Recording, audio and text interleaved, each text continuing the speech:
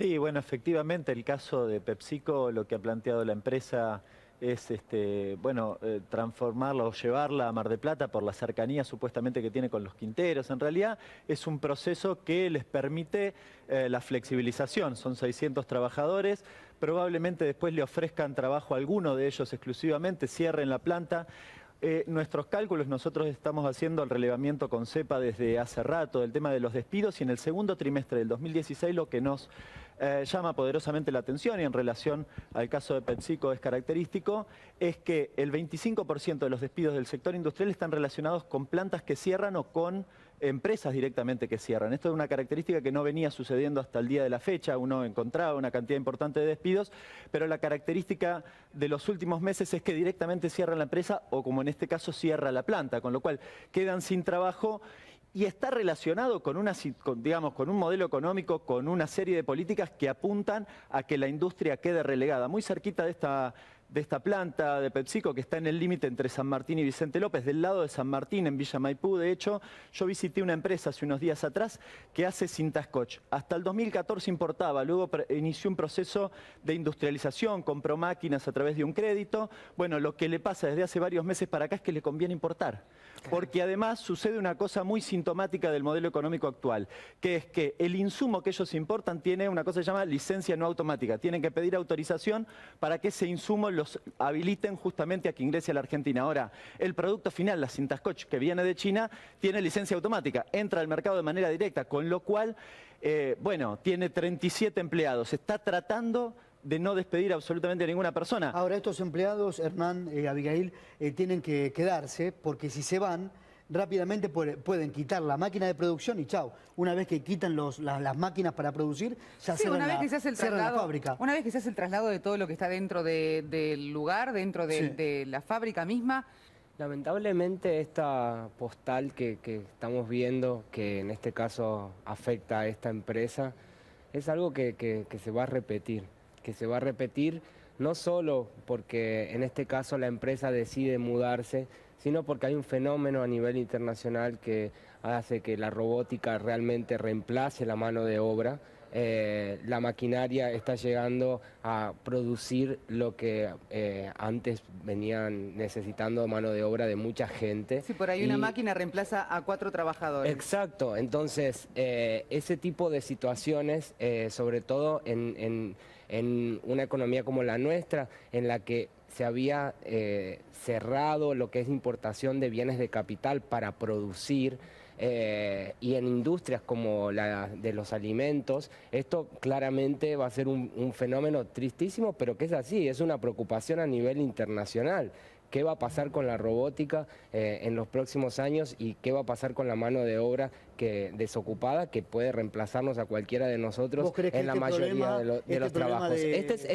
Para mí es la punta de un gran problema que se avecina para los próximos años y que en la Argentina va a tener un golpe muy fuerte porque no teníamos tecnología incorporada en la industrialización, porque veníamos de un proceso en el que estaban cerradas prácticamente lo que era la importación de maquinarias, y ahora al ponerse a tono con el mercado internacional en cuanto a la utilización de maquinarias en distintos procesos productivos, estos efectos golpean mucho más fuerte. Luis, ¿qué opinas vos? No, permítame, discúlpeme, discrepar con usted. No es el caso puntual de la multinacional PepsiCo. Nosotros acá había más de 600 familias que se están quedando en la calle, la fábrica estaba operativa. Acá sí hay equipos de última generación que estamos trabajando.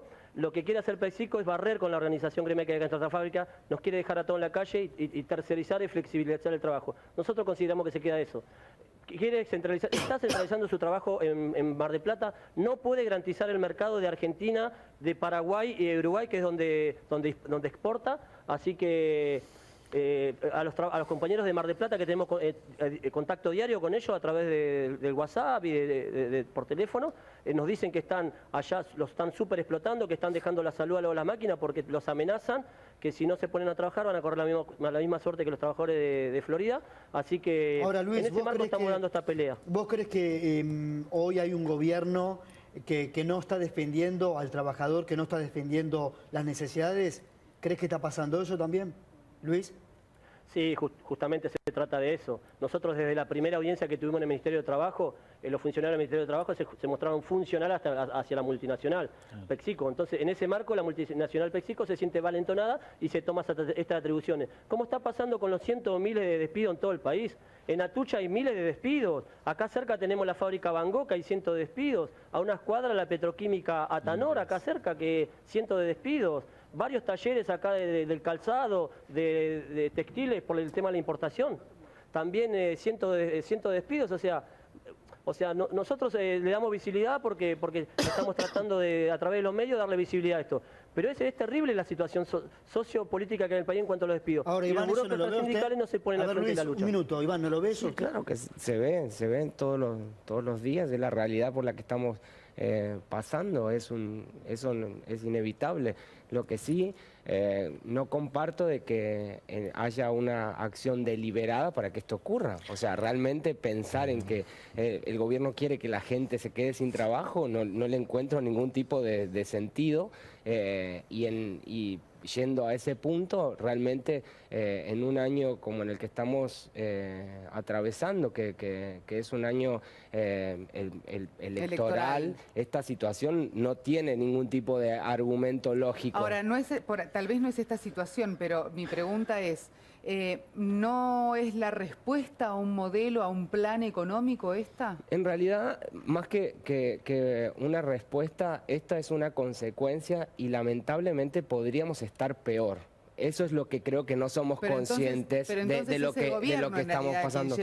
En realidad, venimos de una situación muy compleja en la que nosotros no éramos conscientes de lo que estaba pasando porque teníamos la maquinita de imprimir billetes. Entonces, todo ese efecto que de alguna forma se debía, la gente no percibía porque estábamos viviendo bajo un contexto de inflación y de ficción. El argumento de usted, Iván, es el mismo del gobierno. Uno habla con algún funcionario. Yo hablo desde el punto de vista técnico, no del yo le hago este gobierno. comentario. Sí. Uno cuando habla con algún funcionario, enseguida cuando le habla de la realidad del país, por ejemplo, de que cierran empresas, directamente se remite a la herencia y a la política. Yo no del estoy otro hablando de la gobierno. herencia, simplemente digo que el efecto cuando uno sale de esa situación, que eso sí fue una decisión del gobierno, no imprimir más billetes, cuando toman esa decisión,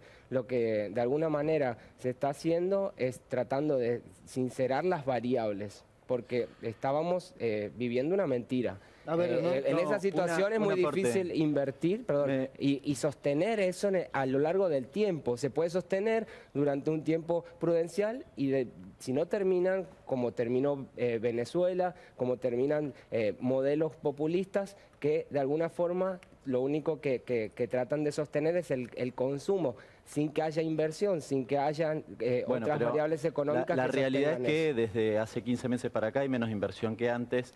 Me llama poderosamente la atención lo que dice, porque el propio presidente de la Nación en la cumbre del G20 en el día de hoy dijo que en realidad la tecnología o el proceso de avance tecnológico había generado más empleo, no menos empleo, con lo cual, bueno, va a contramano de lo que él menciona. Pero la realidad, la realidad es que hace 15 meses, no importa, pero digo, el problema son las políticas. Hace 15 meses para acá no hay más importación de bienes de capital.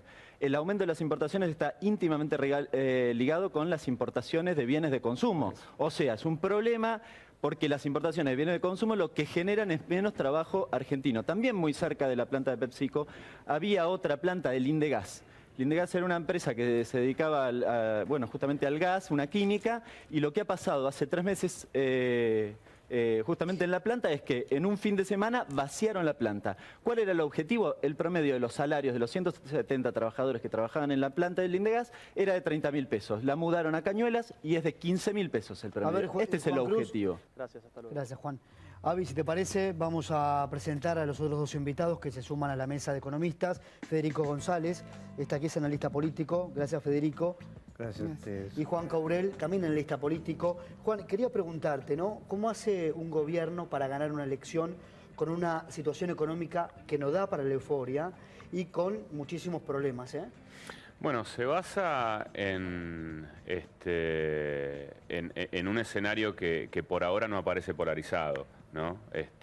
Si bien el discurso político está dividido en dos puntas en cuanto a lo notorio, digamos, de lo que sea el debate, digamos, por un lado Cristina y por el otro lado el gobierno, en la sociedad esto todavía no se percibe. Hay otras alternativas que la gente de pronto tiene en la cabeza y que todavía no toma la decisión de a quién apoyar. Y creo que el gobierno precisamente lo que necesita es eso, ¿no? Que no se termine de conformar una alternativa electoral competitiva que construya una mayoría. Entonces, sí, el gobierno probablemente no esté aspirando a alcanzar una mayoría en esta elección. Difícilmente llegue al 40%, pero bueno, su fortaleza es que precisamente la oposición tampoco. Mira, Federico Abigail fue uno de los primeros encuestadores que dio números, y bien se conocieron la presentación de las listas, y tiene números, si quiere los compartimos. Sí, si mi memoria no me falla, Bien. creo que en primer lugar teníamos a la fórmula de Cristina Kirchner. Nosotros preguntábamos por fórmula, es decir, le hicimos el espacio, el primer candidato a senador, el segundo y el primero diputado. Primero la lista de Cristina Kirchner con 29,7, segundo la de Sergio Massa y Margarita Stolbizer con 26,1, y tercero, en un virtual empate técnico con el segundo, a la fórmula de Cambiemos, de Esteban Bullrich, y Gladys González con 24,1. Muy lejos lo teníamos a Randazzo con 5,2.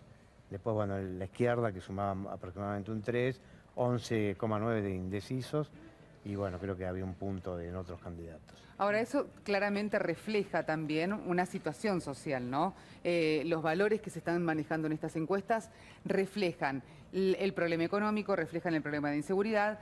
¿Eso influye luego, más allá de las encuestas, influye cuando ya se están contando los votos? Bueno, seguramente sí. Lo que seguro que podemos anticipar este año es que el gobierno, no solamente en la provincia de Buenos Aires, que son los números que estábamos repasando recién, o los que más se comentan, o que más visibilidad tienen, sino en todo el país, lo que seguro va a pasar es que el gobierno no va a construir una mayoría, no va a alcanzar el 40%. La única vez desde el 83 para acá, como para que tengan en cuenta la importancia que tiene esto, ¿no? La única vez del 83 para acá que un gobierno no logra alcanzar el 40% de una legislativa y después obtiene la reelección fue en 2011. La única vez en toda la historia de la democracia. ¿Qué pasó en 2011? Boom de consumo, si lo recuerdan, sí. Y también muerte de Néstor Kirchner. Sí, tal cual. Digamos, entonces el gobierno sí, efectivamente se está enfrentando a un escenario preelectoral muy desafiante. Juan, ahora, bueno, ¿qué va a pasar? Todavía falta mucho, ¿no? Dicen que el gobierno, me contaban hace 15 días, se juntó Macri con su equipo, y ahora hay que utilizar, o por lo menos él quiere que entre la gente comience a promoverse la palabra esperanza. Empezaron con cambio, después con paciencia, y ahora vamos a escuchar a los candidatos del gobierno decir que hay que tener esperanza, que los cambios van a llegar. Vos, Hernán, que estás en contacto con la gente, ¿crees que hay una cierta porción de ciudadanos que tiene esperanza, que sigue bancando al gobierno? Habría que preguntarle a los de PepsiCo. Me parece que la realidad es otra. Me parece que la realidad, o ese discurso, en todo caso, si pretenden recorrerlo, el de la esperanza, se choca con la realidad. Hoy lo que tenés, recién mencionábamos el caso de los despidos, pero también un aumento de lo que tiene que ver con la inflación, de los precios en general respecto de los salarios muy significativo. Hace unos días se discutió el salario mínimo vital y móvil. Bueno, finalmente la propuesta fue muy cercana a la que hacía la patronal, 10.000 pesos sobre 9.700 que proponía, mientras los gremios estaban muy por encima de ello. Bueno, yo no veo ningún indicador que pueda mostrar que el bolsillo de las mayorías populares en la Argentina le vaya bien. Y yo creo que eso sí se va a ver reflejado en las elecciones legislativas. Faltan un mes para las elecciones de agosto, pero sobre todo para las de octubre. Me parece que hay varios meses aún para que muchos trabajadores observen o sientan, les pese en el bolsillo el aumento de las tarifas. Estamos viviendo el primer invierno con el aumento de las tarifas pleno, con lo cual se va a notar, me parece que se va a notar en el bolsillo, y creo que finalmente se va a ver reflejado también en los votos. Ahora, si uno empieza a recorrer, yo veía la cara tuya, Iván, como que diciendo, no es así el tema de las elecciones.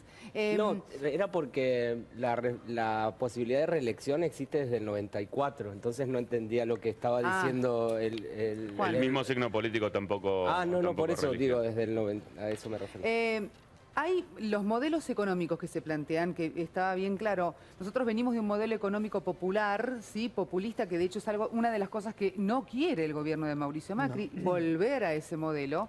Y este modelo de Mauricio Macri, que desde la oposición lo titulan como liberal, como que volvemos al menemismo, volvemos a que la gente, los que más tienen, y se van a seguir así, los que menos tienen, menos van a tener. ¿Qué tenemos? ¿Dos modelos diferentes? ¿Hay una proposición de modelos distintos económicos? Yo creo que el gobierno hizo lectura de determinadas decisiones que había tomado y que la sociedad no las compartió, como fue el tema del ajuste de las tarifas. El ajuste de las tarifas, a ver, yo quiero que quede claro que el dinero o sale de un lado o sale del otro. Sí. Si no se inventa, y cuando se inventa caemos en esta situación que habíamos hablado de... La anterior, La anterior. Sí. Entonces, los últimos años del gobierno ver, si nosotros no somos capaces de recaudar la suficiente cantidad de impuestos como para poder pagar los servicios públicos subsidiados como los tenemos hoy, entonces estamos en un agujero que hay que taparlo.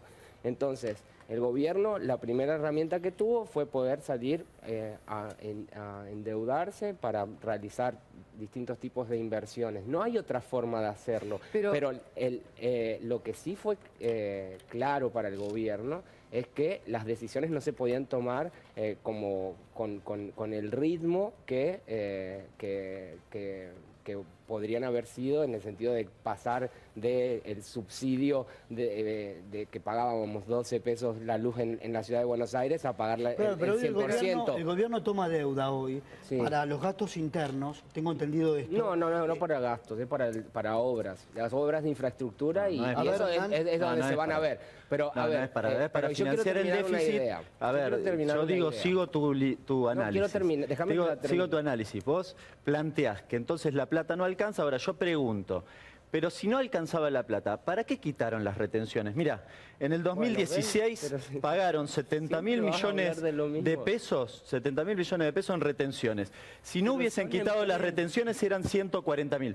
70.000 millones de pesos le transfirieron y no a los pequeños productores ni a las economías regionales. Eso se lo llevaron las grandes exportadoras. Yo pregunto, ¿para qué quitaron eso? Para después, ¿Quién da empleo en la Argentina? ¿cuánto empleo generaron? ¿Cuánto empleo generaron? Yo te pregunto, vos dame el dato. Dame el dato. No, pero no hablemos en telequia. Dame el dato. ¿Cuánto empleo generó el campo? ¿Cuánto empleo generó el campo? Simplemente quiero decir ¿Pero cuánto generó el campo? Porque si no hablamos como si nada, porque la verdad que le transferimos 70.000 millones de pesos y no generaron ningún puesto de trabajo. ¿Pero para vos generó empleo el campo, Iván? El campo es lo mejor que tenemos, es lo único que nos genera divisas. Pero generó empleo, para que una empresa pueda importar insumos para desarrollarse necesita dólares. Sí. La única forma que tiene la Argentina de obtener dólares es de las exportaciones. No, y del endeudamiento que es lo que hicieron ahora. Es lo único que exportamos nosotros históricamente y para qué somos buenos y por qué tenemos la naturaleza que tenemos, exportamos bienes que nos dan el campo. Sí. Entonces, ir contra eso realmente es ridículo. Por eso hay discusiones que yo no estoy dispuesto a tenerlas, y menos en un programa de televisión. ¿Cuánto aumentó las exportaciones del campo? Que el modelo económico que el gobierno, para mí, intentó hacer y de alguna forma no pudo hacerlo, quedó de manifiesto con todas las acciones que hubieron durante todo este tiempo y las negociaciones políticas que se llevaron a cabo en el Congreso. ¿Y no considerás, por ejemplo... Si el gobierno hace todo mal, le va a ir mal en las elecciones. Para eso existe la democracia. Obviamente. Falta muy poquito para eso. Claro, entonces, eso está claro, y de no hecho, hace falta discutir sobre esto. Claro, de hecho está claro que los datos que tienen los dos analistas políticos, claro está que al menos hay una gran parte de la sociedad que antes apoyaba, que ahora ya no tanto, y que hay un porcentaje muy alto de desencantados o desesperanzados. Pero no se considera tal vez, no, sin saber nada de números duros, tal vez no hubiera sido buena decisión, ya que se venía desde un modelo completamente distinto, poder comenzar a paliar la situación económica sin ser tan drástico para los sectores Es que, más Abigail, ahí necesitados. está el problema. lo que se hizo fue lo menos drástico que se podía hacer. Te juro que, por eso te digo, de que si hubiese, serio te es lo lo menos juro, drástico? es que los números hablan por sí solos. Si se hubiesen ajustado las tarifas al valor real, si hubiésemos llevado todo al valor real, esto hubiese explotado por los aires. Esto es algo que... A ver, le hacemos un existe punto, Federico, así. a ver, porque lo que se está hablando ahora es si el ajuste, el gobierno, el ajuste de las cuentas públicas, lo va a hacer antes de octubre o después de octubre. Si lo hace antes de octubre, corres el riesgo de que te vote menos gente. Y si lo haces después de octubre, quizás como Pero no va a haber votante ajuste, Adrián. te sentís estafado. ¿Qué crees que va a hacer el gobierno? Porque hay trascendidos que viene un ajuste. Claro, pero Marcos Peña dijo que no. A ver, Federico. En general, yo te respondo, pero quiero hacer una precisión anterior. ¿Qué es un analista político? Bueno, es muchas cosas. Hay veces que podemos estar en el orden de lo que son las cosas políticas, vamos a decirlo de esta manera, que tiene que ver con las sustancias y los valores de los que hacen política.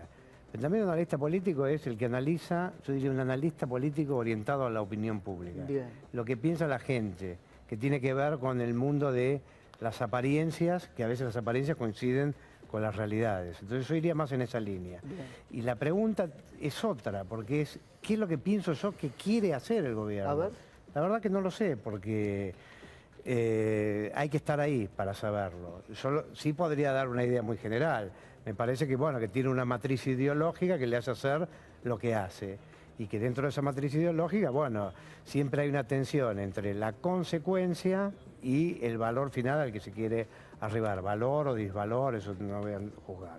Entonces me parece que la matriz ideológica del gobierno es que debería hacer un ajuste en función de su matriz ideológica.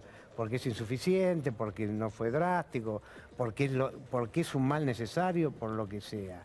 Pero me parece que también tiene el suficiente tacto, llamémoslo de esa manera, como queremos ganar las elecciones. Ahí es ¿El política ajuste vendría arquitectónica. después, entonces, Juan? Bueno, eso no lo podemos saber, ¿no? Yo lo que creo que sí, efectivamente, ir a un escenario preelectoral con ningún gobierno en un escenario preelectoral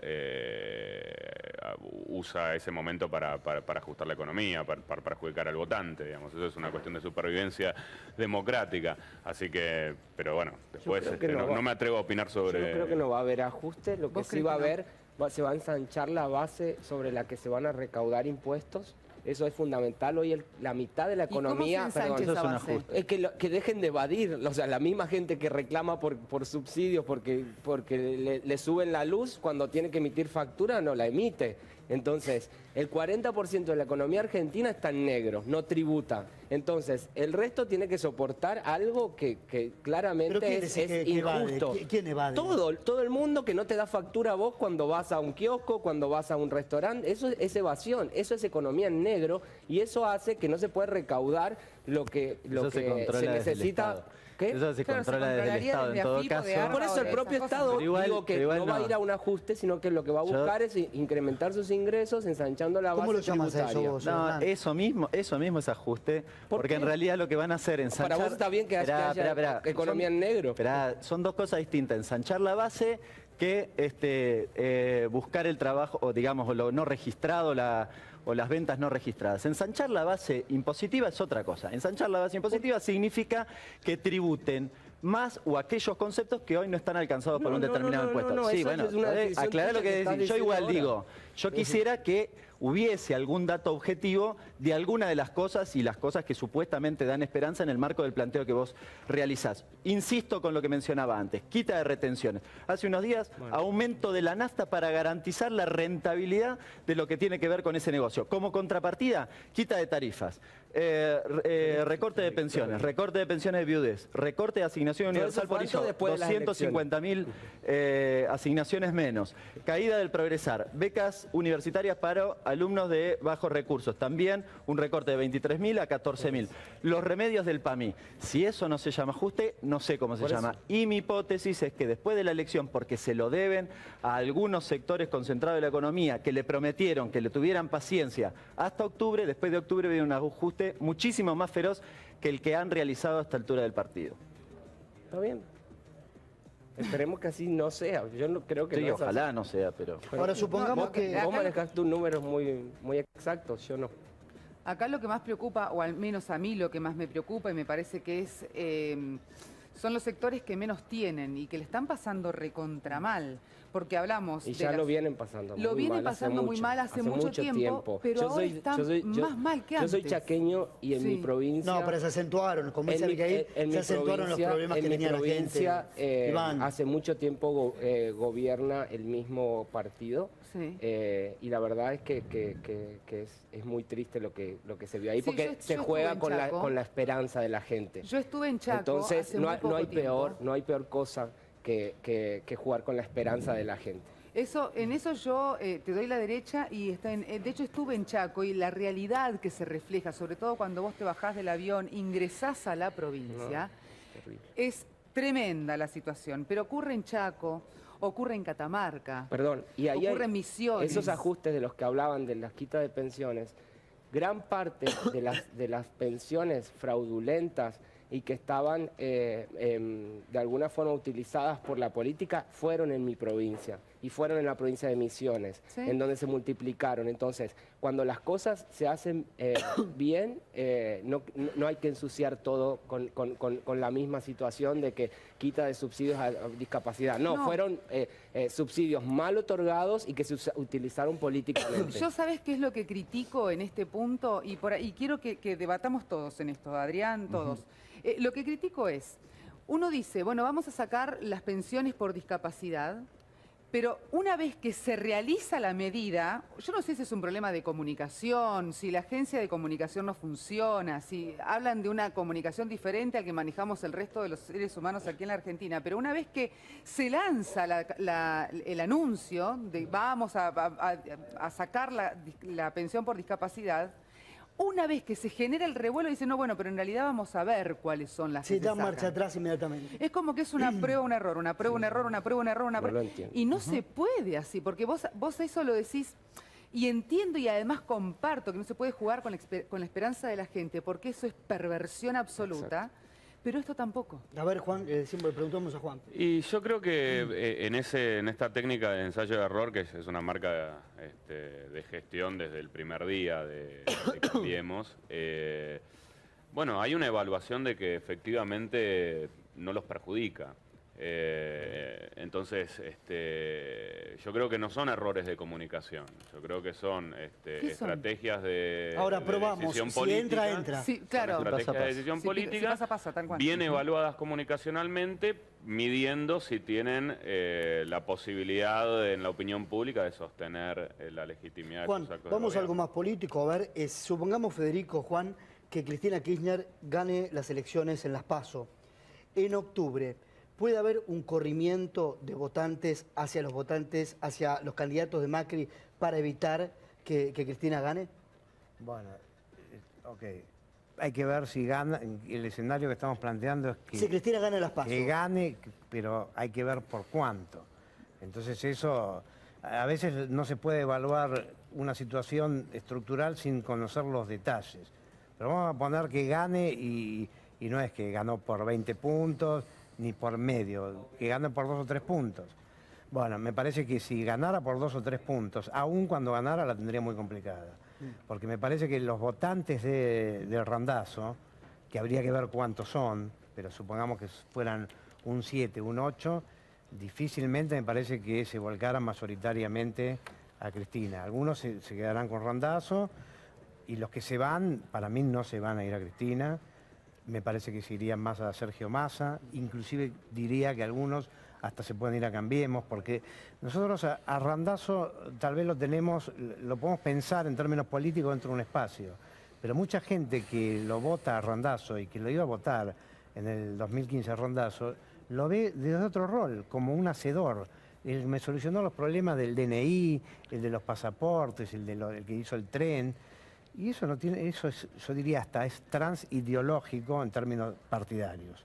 Entonces a mí me parece que esos votos que podrían estar dentro de ese espacio y ahora no están, pueden ser cruciales y pueden ser determinantes para que un triunfo en las PASO no se transforme en un triunfo en las generales. A ver, Juan, vos opinás lo mismo, votante de otras de hecho, fuerzas, pueden ir a los candidatos del Cristina gobierno. tiene una fortaleza que es que tiene el piso electoral más alto, digamos, de los candidatos, pero también es cierto que su debilidad es que el piso está muy cerca de su techo. Entonces, en una campaña donde ella está planteando las cosas, creo que con mucha claridad, digamos, es una oposición concreta, absoluta a lo que propone el gobierno y concentrado en los problemas económicos, que tal vez son la debilidad principal de Cambiemos. Hay que ver si eso es suficiente para que perfore ese techo, ¿no? Digamos, generalmente durante las campañas van sucediendo cosas para romper la inercia electoral y poder atravesar esos pisos y esos techos que son los que aparecen en el escenario preelectoral. Por ahora, por los números que repasamos recién, pero además por los números que se ven en casi todas las encuestas de opinión, esos techos siguen firmes, tanto para Cristina como para el gobierno, pero siguen firmes, siguen ahí. ¿Cuánto de los votantes de Cambiemos, de Massa, de Randazzo, son más anti-kirchneristas que opositores? Habrá que ir viéndolo, digamos. Eso va a tener que ver mucho con la habilidad para plantear su campaña de Cristina y también juegan los demás, ¿no? Igual es un golpazo para el gobierno que Cristina arrase en las PASO o que de hecho van a tener que primero tiene que replantear. arrasar. Hoy el escenario no es de arrase, ¿no? No, bueno, pero si le gana ya Cristina tiene que empezar al menos a replantearse equipo. Hay que ver qué pasa, digamos, hay que ver qué pasa, digamos. Hoy no hay un escenario en donde nadie esté descollando en las encuestas. Si bien la mayoría la da ella como ganadora, ninguna la está dando por números demasiado contundentes. Por amplia mayoría, tal cual. A ver, Iván, tu conclusión. No, mi conclusión es que gracias a Dios estamos en democracia. Cada 2 años elegimos.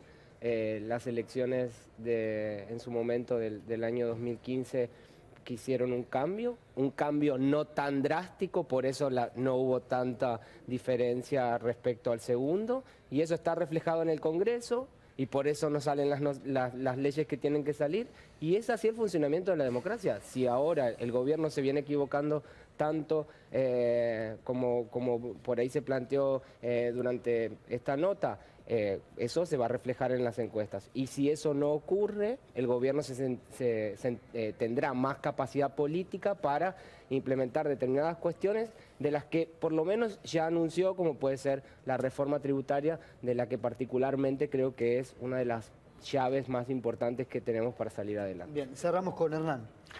No, yo lo que creo es que no hay errores, digamos. Hay decisiones en materia económica, en materia política, que en todo caso, como decía Juan, digamos, tienen un termómetro para ver cuánto está aceptando la sociedad o cuánto está dispuesta a aceptar la sociedad un determinado ajuste, y es hasta ahí, hasta donde van.